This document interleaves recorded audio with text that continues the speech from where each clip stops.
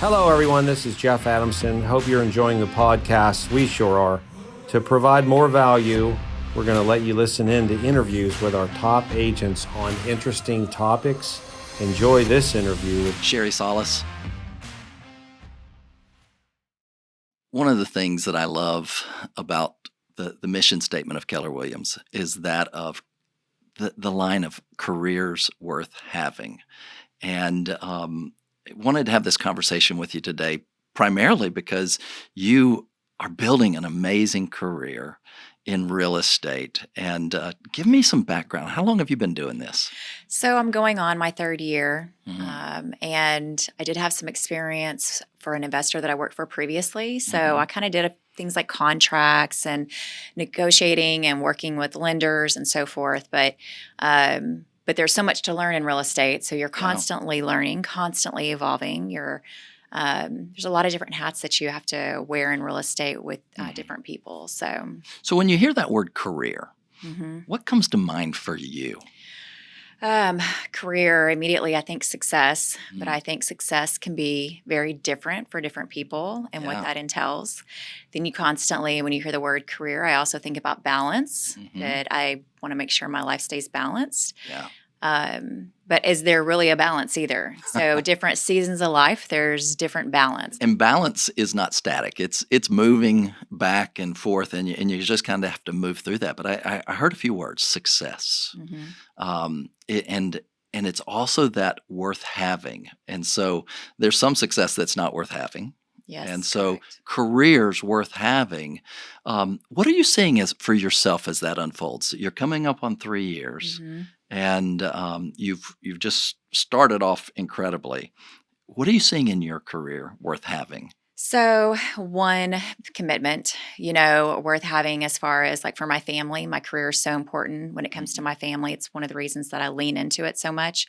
But a lot of that means you have to do other things to keep that. I want to be able to share that with my family. And in order to do that, I have to be committed to it. And so I'm constantly reevaluating. It's like you think that, well, I did it this way the first year, so that worked, so I'm going to keep doing the same thing. Yes and no to some of that. Some of that, yes, worked really well, and some of it didn't. So you're constantly, reevaluating things and seeing where you need to be.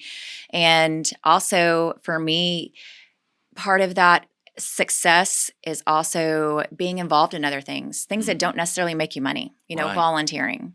And leadership opportunities. Absolutely. You Yes. just recently were elected, selected. Yeah, elected. A phenomenal leadership role. Tell me about that. So I just was installed as president-elect, which means I will be president for 2023. And right now I spend a year in training and walking Of the Women's alongside. Council Yes. of Realtors. For the Women's Council of Realtors. And so I'm spending this next year walking beside the president and learning from her so that I can take on that role in 2023. Now, does that role does it pay anything? No. But it's about lifting others up as you come along. So, yes, I've had great success so far in the time that I've been in it. And part of that is giving back. It's helping others and lifting them and inspiring them and helping them rise to their best ability.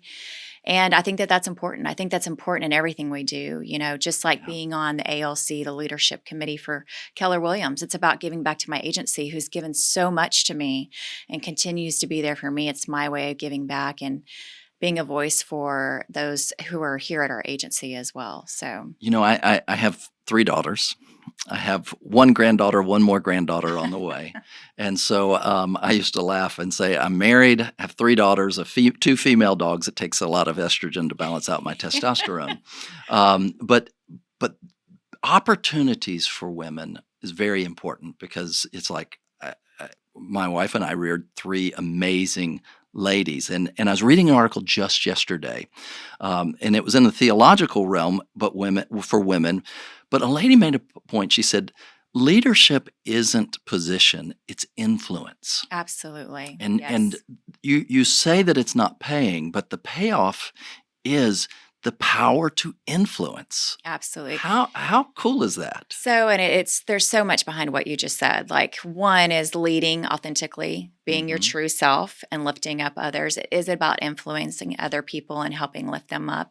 Um, as a woman, we constantly need to be helping others.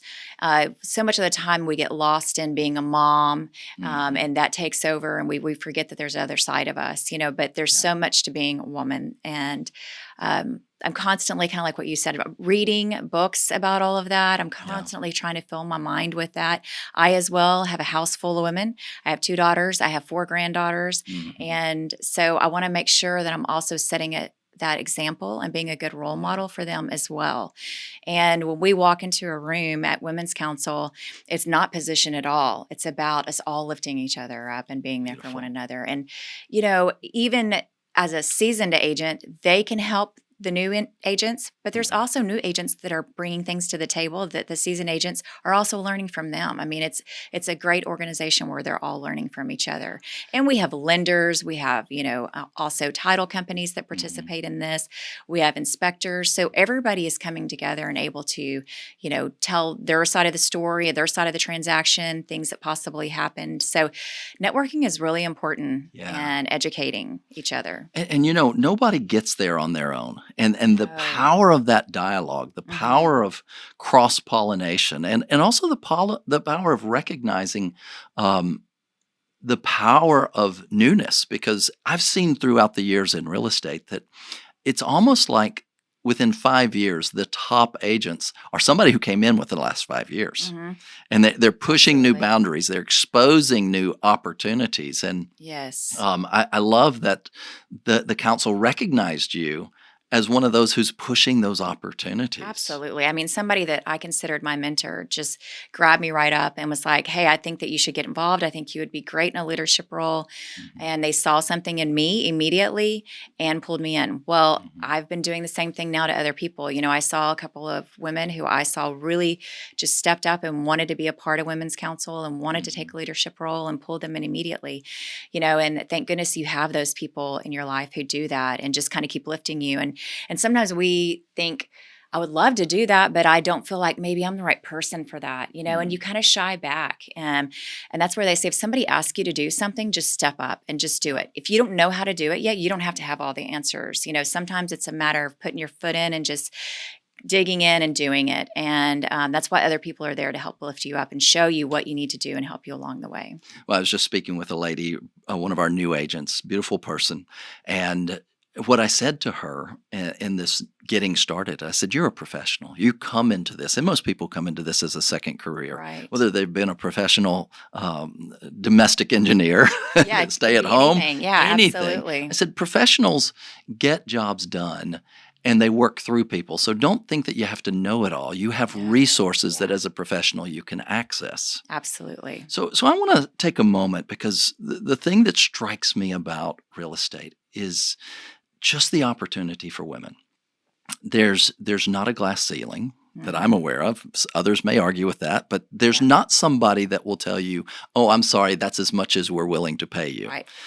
So there, for that lady who stayed at home, that lady who's been downsized, that lady, I coach one lady who her whole world fell apart when her husband came in and said, "I don't love you anymore." Wow, yeah. And 3 kids, Yes. $600 a month of child support, almost took a $20,000 a year job. And then 2 years later, she's netting Yeah. $200,000.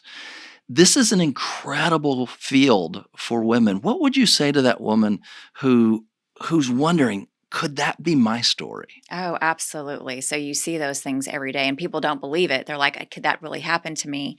And I know for me, like I hear from so many agents, just the goal of walking in and making $100,000 a year. Well, it's Mhm. funny because now for agents who have been in for a while and been doing it, we know that that's kind of like it's a laughing point because $100,000 is like the beginning place where you Right. could be. If you really want to do this, there is no ceiling. It's kind of like they say, oh well, the sky's the limit. No, the sky's not the limit. We have people we're putting into outer space. There's not just the sky's the limit. Yeah. So you have to think big and you have to think beyond even what your mind sometimes can conceive. And that's where Mhm.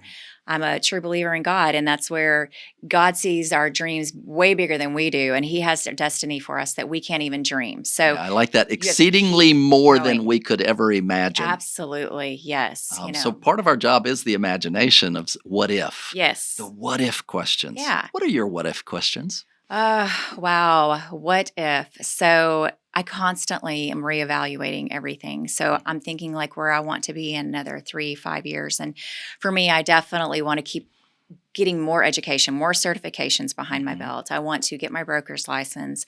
And eventually, I mean, I don't know if I would want to own my own place or not. I don't think so. I think probably have a team eventually. But my biggest thing is I think I want to at some point own my own apartments. So I want to start buying big real estate. So Investment. I still want to continue to be an agent and sell real estate. I love this. I mean, I just absolutely great at love it. Thank you. I really enjoy it. So it's not like something I have to get up and go, oh, well, I got to go to work today. Well, God, maybe I think I want to call in. Maybe today's the day I call in. No, I get up and I'm ready to go. I want to be up by 5:30.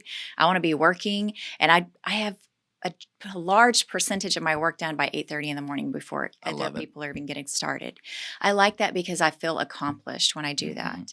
And so for me, it's just continuing to grow with what I'm learning. You're the second person today that I've talked to who's a top performer, whose day is rolling before 8, so that they've got freedom all throughout the rest of the day. That's what I like about it. So I like by the time I hit 2:00 that I've well worked into more than an 8-hour day. So yes, I take lunch, or maybe I eat lunch at my desk. I mean, it just kind of depends. Or maybe I'm meeting people out for lunch.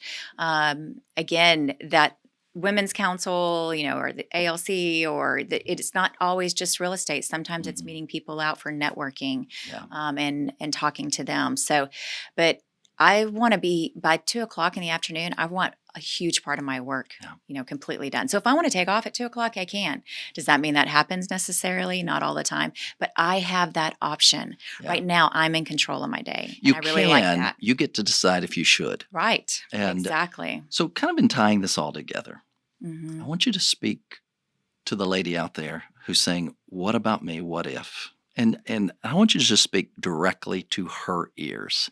What will you say to her? So what I would say is don't be already defeating yourself. Like, always believe in yourself. You have to really, nobody else is going to do it for you. You've got to believe in yourself. Start envisioning at night when you lay down in bed. Envision who you want to be.